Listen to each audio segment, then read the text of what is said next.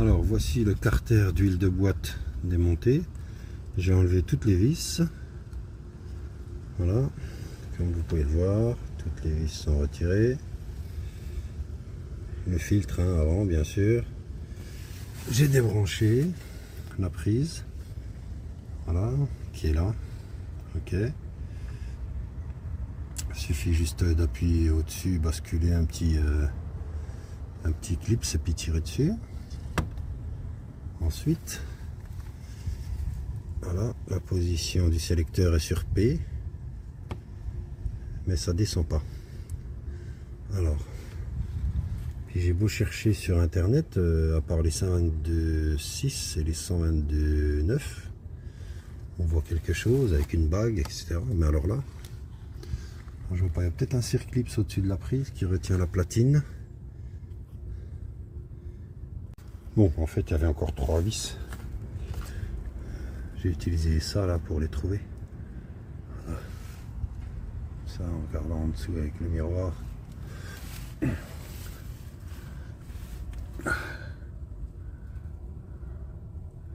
Là, je filme pour voir un peu en dessous comme c'est.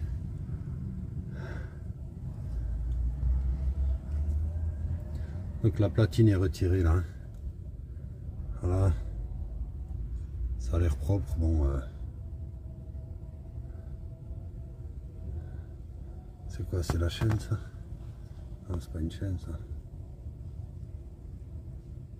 Je sais pas. Si, c'est la chaîne ça. Chaîne. Et ici il y a la courroie qui se déplace.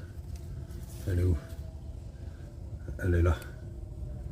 La courroie CVT là qui se déplace là. Bon. Voilà.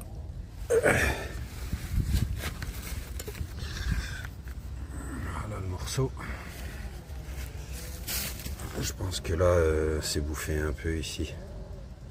C'est peut-être pour ça que ça capte pas. J'en sais rien. Je vais démonter ça puis faire contrôler. Bon bah je crois que c'est fissuré là. Hein. Ça a l'air en tout cas. Hein. On dirait bien une fissure ça. Bon, c'est pour ça que ça marche pas. Si c'est ça, c'est tout l'alu là à changer, purée. Oh merde, ça c'est con. Alors comme on peut le voir ici, on a une tige ici qui est un petit peu abîmée au-dessus. Là aussi. Plastique là au-dessus, les tiges de capteur. Le reste a l'air bien, sauf le bloc ici qui a l'air fissuré. Il a pas juste l'air en fait. Au niveau des électrovannes, au niveau du filtre là, on a du dépôt noir. Alors, soit du résidu de plastique, des capteurs, soit de l'huile. Test électrovanne CVT, électrovanne de boîte à vitesse. Alors là, j'ai mis 4 piles avec un fil là. Voilà. Hop, ensuite, je prends un fil, je fais ça. Je mets là. Je touche là. Non, je touche d'abord, c'est pas grave. Donc j'ai le plus là-haut. Peu importe le sens, hein. De toute façon, une électrovanne avec 6 volts, ça veut pas. Voilà. Je sens à l'intérieur que ça s'actionne. Voilà, je prends l'autre. Je prends l'autre là, hop. Voilà. On l'entend, tac, tac. Donc, hop, non, c'est plutôt par là. Voilà. Donc, voilà, ici, hop, voilà. Tac.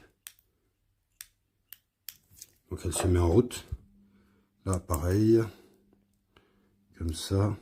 Hop.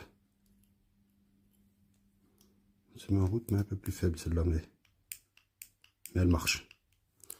Voilà. Alors, comme on peut le voir, ça, c'est démonté. La partie là, ces deux baguettes sont commandées.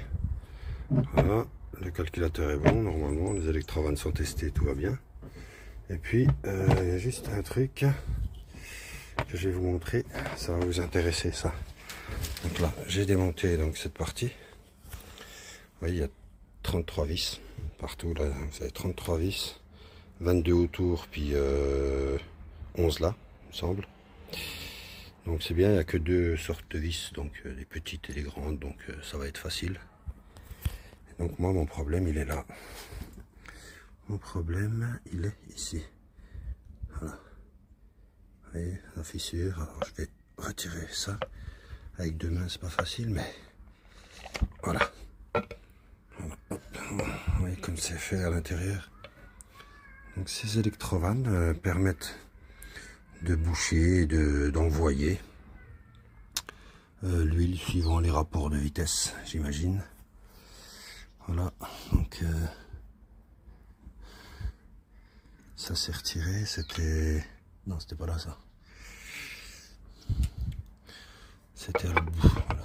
C'était ici, mais on verra rien si je le mets en place. Ouais. Donc voilà. Alors ma fissure, elle n'est pas là, donc c'est déjà une bonne chose. Elle n'est pas sur cette partie. La fissure, elle est sur cette partie. Est-ce que c'est réparable? J'en sais rien du tout.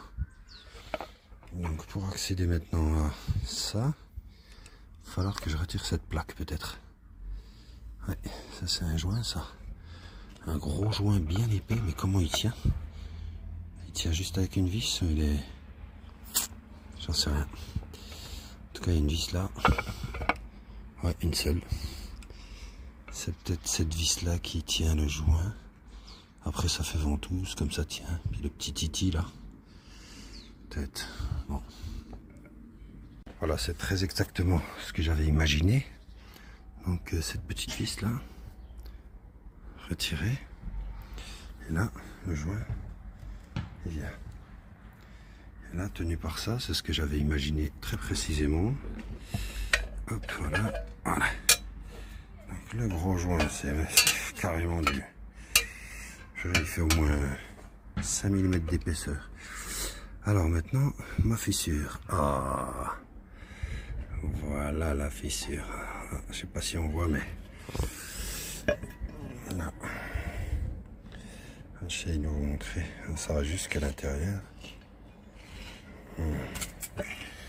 Essayez de voir bien. Voilà. Là, on voit hein, depuis l'intérieur. Je vais mettre peut-être un peu soleil là en face, peut-être comme ça, on verra mieux. Putain, je bouge trop, hein. Ah, je sais, je bouge trop. Bon, là. Voilà, ma fissure, elle est là. Oh, un grand vent qui se lève. Alors, ma fissure, elle est là. Elle descend à l'intérieur. Yes. Bon, si j'arrive à réparer cette fissure, c'est génial. Sinon, ben... Sinon c'est mort.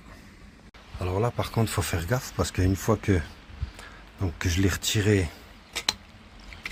que je l'ai basculé ici, ok, à sa place, dans l'autre sens, il faut faire gaffe, il y a des éléments mobiles là qu'il faut pas perdre.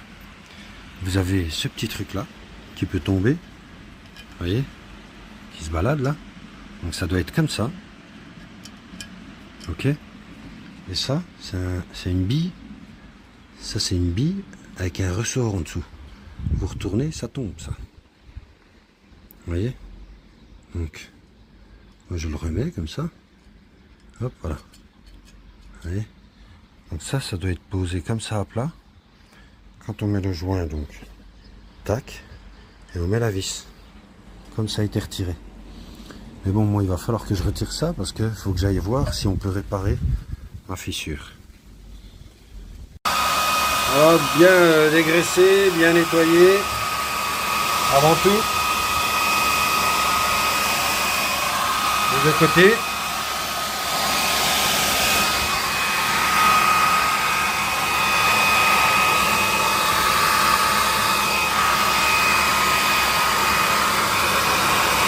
Après, ben, je vais voir si quelqu'un peut faire ça.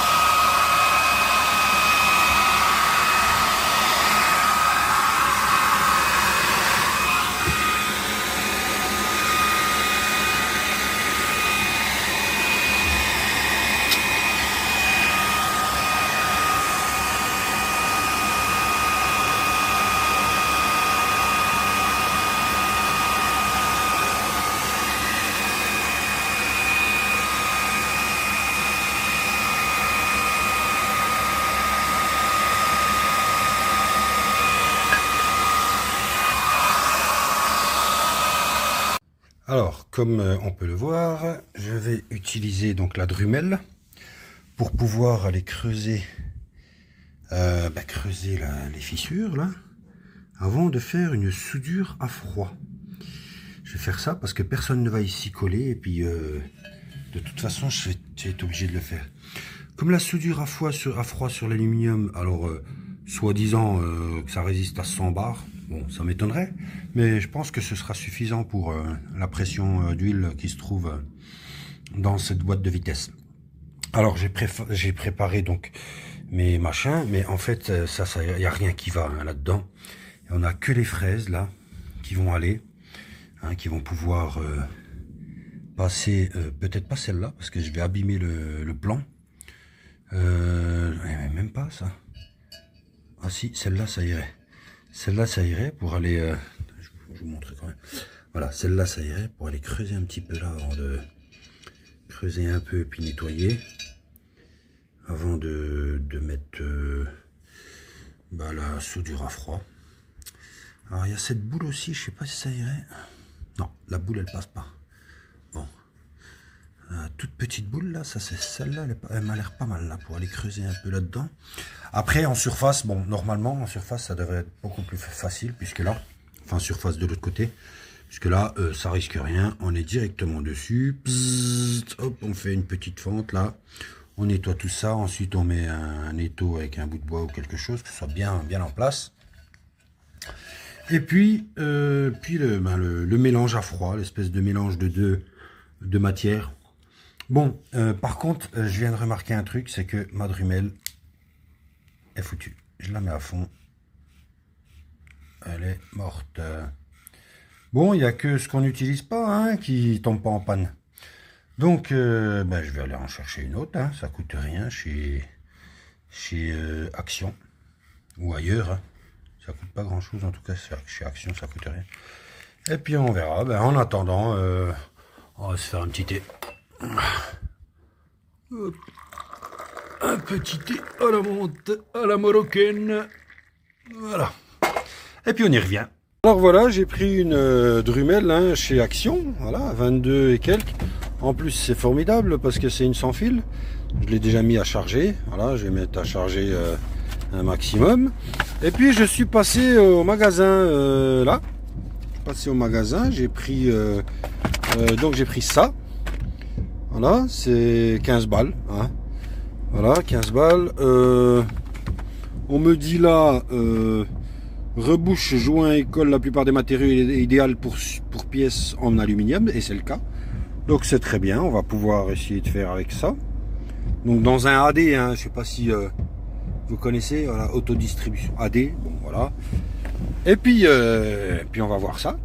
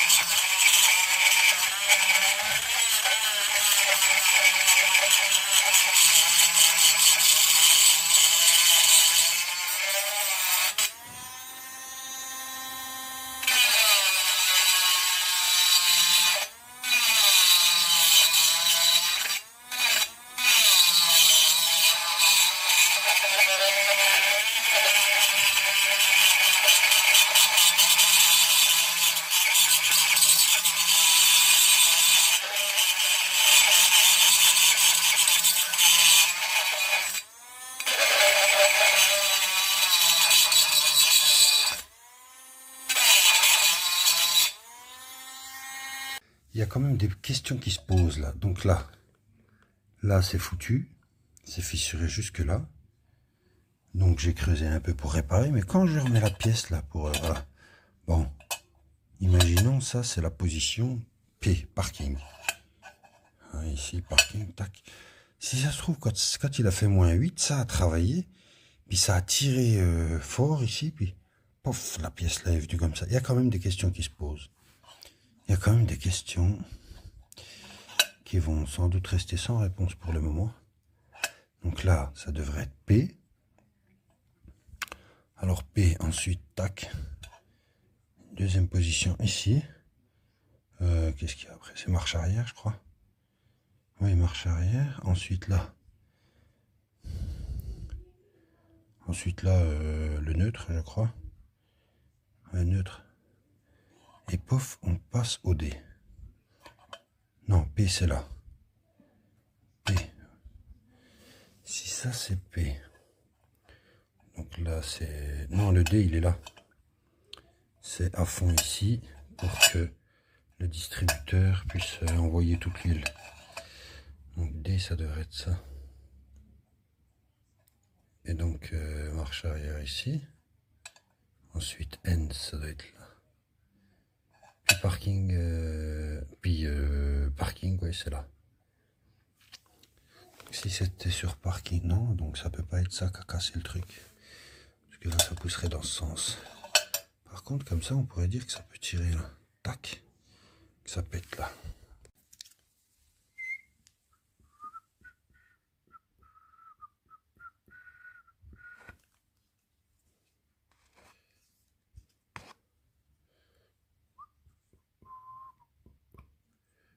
Je mets ce truc. C'est à quel sens là?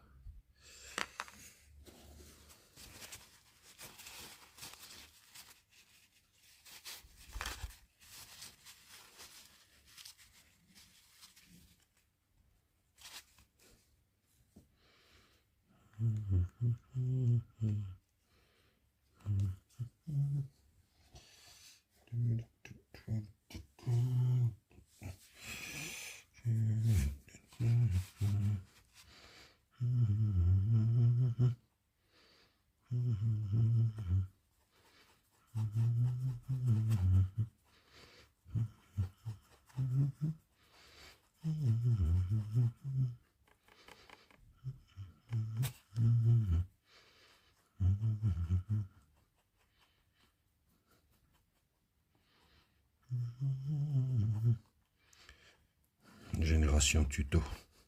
TikTok, YouTube et compagnie.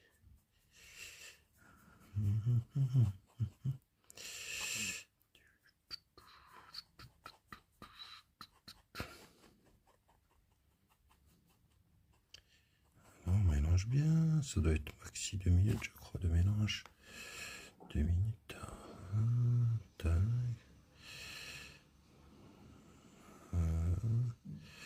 Ça devrait faire... Inutile de garder ça.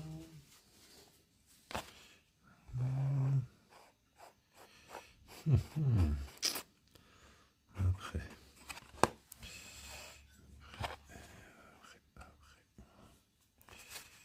Bon, ça devrait être bon là.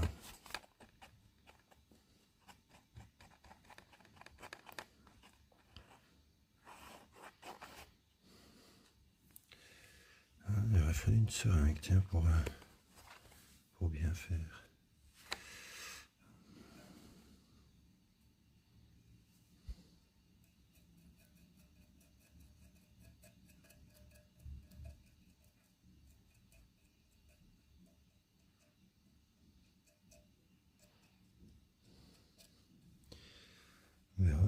peut-être efficace, hein. Peut-être. Qui ne tente rien, rien.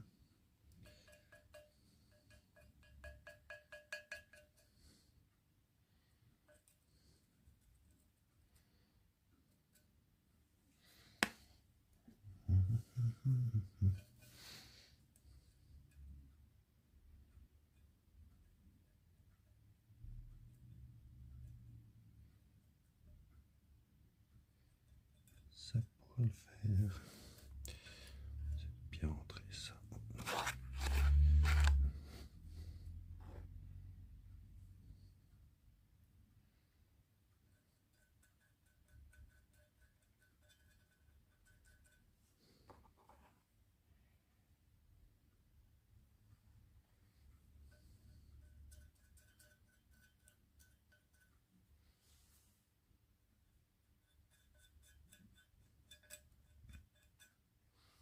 On s'imagine pas que ce truc pourrait coller.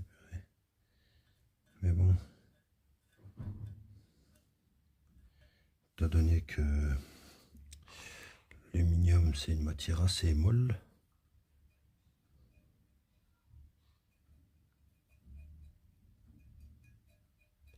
ça pourrait le faire.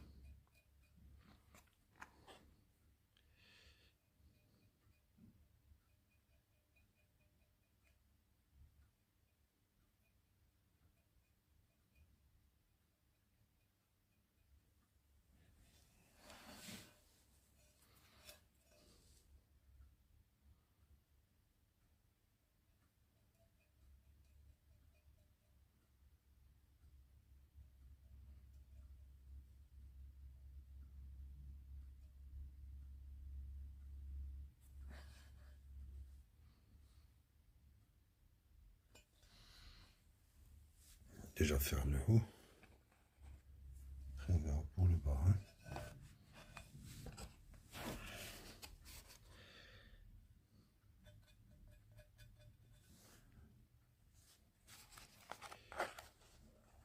Le dessous il sera un petit peu plus complexe à mon avis.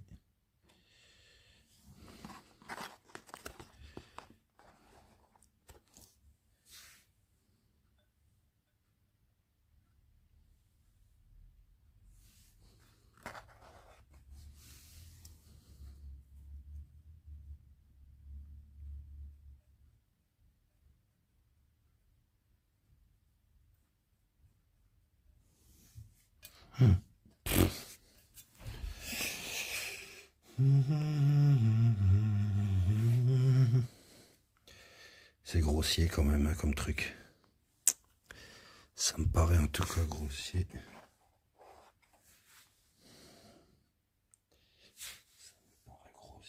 Ça me paraît grossier.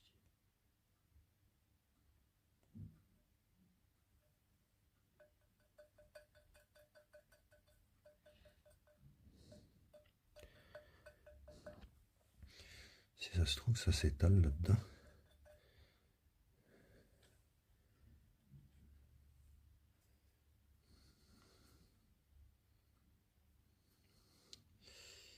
Pas évident. Hein.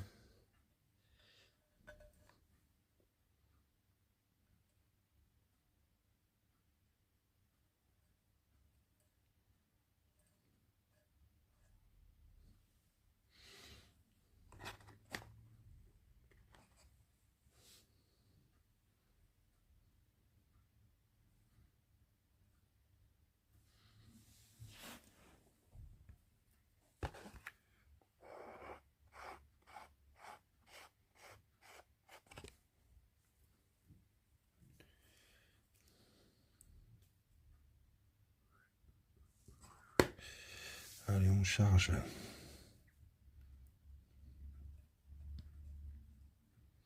Charger.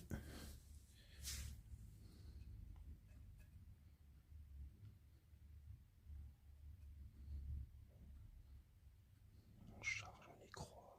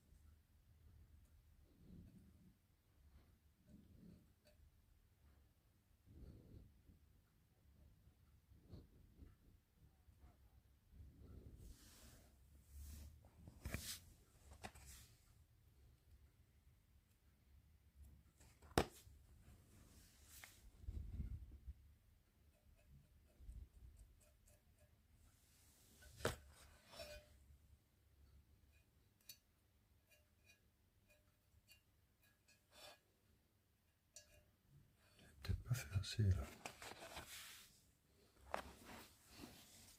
Enfin, encore un petit peu.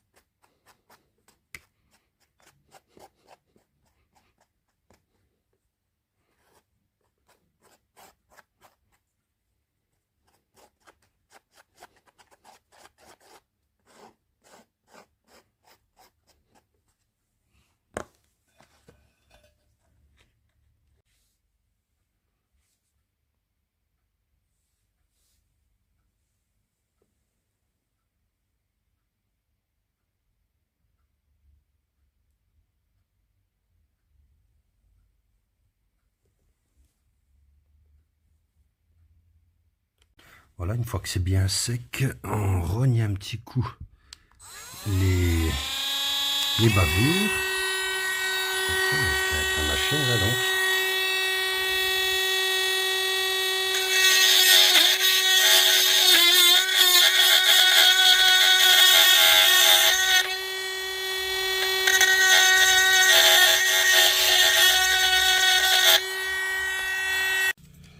Voilà une vidéo qui permet de montrer comment changer les tiges qui s'appellent capteur BY/B9 il me semble, un truc comme ça. Donc sur le bloc hydraulique CVT 722.8. Comme j'ai rien trouvé sur internet pour les changer, pour démonter et les changer, et ben je le fais et puis je le propose à la vidéo. Voilà. Donc là, inutile de tirer par le haut, puisque ça viendra pas. Voilà, ce qu'il faut, c'est démonter la plaque en plastique qui est en bas, qui est extrêmement fragile.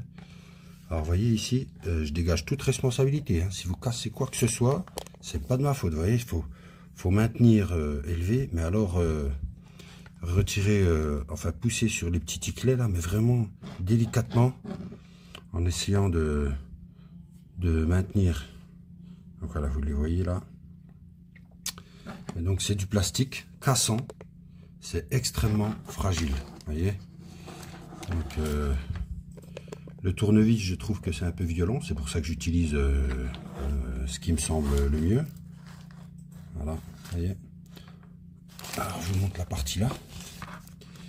Vous voyez, à l'intérieur on voit donc les connexions, puisqu'il y a des fils hein, qui circulent à l'intérieur hein, pour passer l'information. Vous voyez, donc là, ok. Et puis qui passe ici pour les électrovannes, bien sûr. C'est les électrovannes là qui vont là-dedans. Ok. Donc voilà, pour le retirer, en fait, il n'y a rien de plus simple, mais rien de plus fragile aussi. Voilà. Donc voici les neufs. Ok. Commandés sur des sites bien connus. Et puis les anciens qui sont dessus. Donc c'est les capteurs Y/B9 et Y/B... Non, B4 et B3 il me semble. Y9/B4 et /B3. Voilà. Voilà, c'est fait. Donc ici, c'est enlevé. N'essayez pas de forcer sur les ticlets là qui tiennent les capteurs, parce que ils tiennent pas le couvercle. Donc le couvercle, c'est uniquement le couvercle, les ticlets là qu'il y a sur le couvercle. Voilà ce que ça donne à l'intérieur. Donc on a, voilà, les connexions. Ah, au fait, vous pouvez choper par... vous avez une prise ici, vous pouvez choper par là. Avec un petit tournevis, mais vraiment très fin, mais ne soulevez pas. Faut jamais tout soulever d'un coup. Hein. Ça vient petit à petit, et puis on cale tout doucement, et puis ça s'en va. Donc c'est bon. Après, je pense qu'il n'y a plus qu'à retirer. Donc ça vient par là. Hein. Donc le truc là, il vient en sortant à l'envers. C'est pas la peine de tirer dans l'autre sens. Pas la peine de tirer dans le sens là. Voilà, c'est une pièce quand même qui vaut 700 balles. Pas loin, 680. Donc délicatement. Alors vous allez certainement en casser une ou deux de petits bouts de plastique là. Je vais vous montrer là. Vous voyez, il y en a un qui a pété là. Mais bon, faut essayer de faire en sorte de ne pas en casser du tout. Donc finalement, quand c'est posé puis vissé, normalement il n'y a pas de risque. Voilà. Bon voilà, c'est pas si simple. Hein, pour retirer. Après, il faut retirer donc le capteur depuis là. Et pour le retirer, ben faut lever les lamelles là. Hein. Et puis je crois bien qu'il y a une soudure à faire là. Ah oui. Hein. Je sais pas si on voit bien la vidéo là. Ouais, bon, j'essaie de pas trop bouger. Voilà, une soudure à faire avec les trois machins là. Bon, c'est pas juste enlever, mais... Hein. Ici, on fait fondre le plastique. De toute façon, le capteur va être retiré, la tige entière. Donc, je fais fondre ce plastique là pour libérer les lamelles.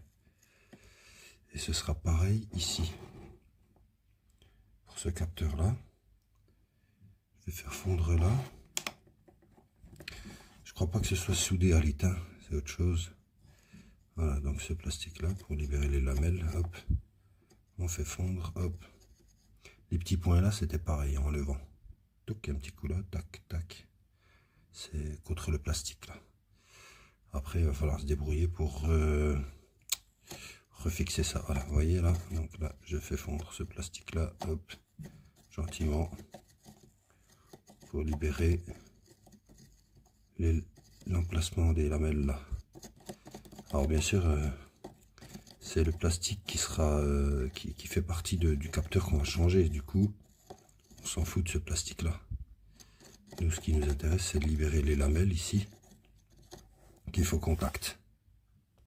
Donc au départ, moi j'avais mis un petit coup de Dremel ici, c'est pas venu. Donc du coup les têtes, alors ça c'est le premier, hein, voilà, ok, c'est à l'envers. Du coup, ce qu'il faut, c'est une petite pince coupante là, puis enlever juste le dessus. Juste le dessus, là, tac. Voilà, là on voit bien, une fois qu'on a coupé le haut et qu'on a levé légèrement, on maintient. Donc on voit les lamelles sont contre d'autres lamelles, mais on ne le voit pas quand elles sont quand c'est en place. On a l'impression qu'il n'y a qu'une lamelle. Voilà. Ensuite, un petit nettoyage à l'alcool avec les cotons-tiges. Donc, cet endroit-là. Et puis après, ben, on va souder à l'étain.